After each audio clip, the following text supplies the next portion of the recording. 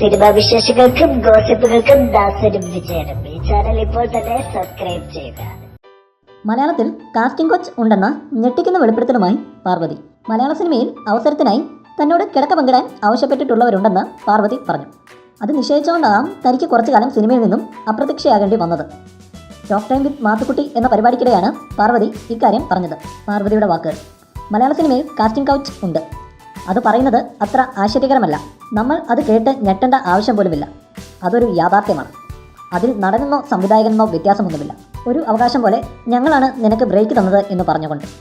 എല്ലാവരും ഒരുപോലെയാണ്. അങ്ങനെ പറഞ്ഞിട്ടുള്ളവരോടൊപ്പം ജോലി ചെയ്തില്ല. അതുകൊണ്ടായിരിക്കാം കുറച്ചു കാലം സിനിമകൾ വരാതിരുന്നത്. എന്നാൽ തമിഴിലോ കന്നഡയിലോ ബോളിവുഡിലോ എനിക്കത് കേൾക്കേണ്ടി വന്നിട്ടില്ല. കിടക്ക പങ്കിടാൻ ആവശ്യപ്പെട്ടവരോട് സോറി, നിങ്ങൾ സിനിമയുമായി മുന്നോട്ട് പോകൂ എന്നാണ് പറയാറ്. മാന്യമായിട്ടല്ല അവർ ചോദിക്കുന്നത്. മാന്യമായിട്ട് നമ്മൾ മറുപടി പറയുന്നുവെന്നേ ഉള്ളൂ. അവരുടെ അവകാശം എന്ന രീതിയിലാണ് അവർ ചോദിക്കുന്നത്. ഇപ്പോഴില്ല, ഒരിടത്തെത്തിച്ചേർന്നാൽ അത് നേരിടേണ്ടി വരില്ല, പാർവതി പറഞ്ഞു. കൂടുതൽ സിനിമാ വിശേഷങ്ങൾക്കും ഗോസിപ്പുകൾക്കും ദാസനും വിജയനും ഈ ചാനൽ ഇപ്പോൾ തന്നെ സബ്സ്ക്രൈബ് ചെയ്യുക.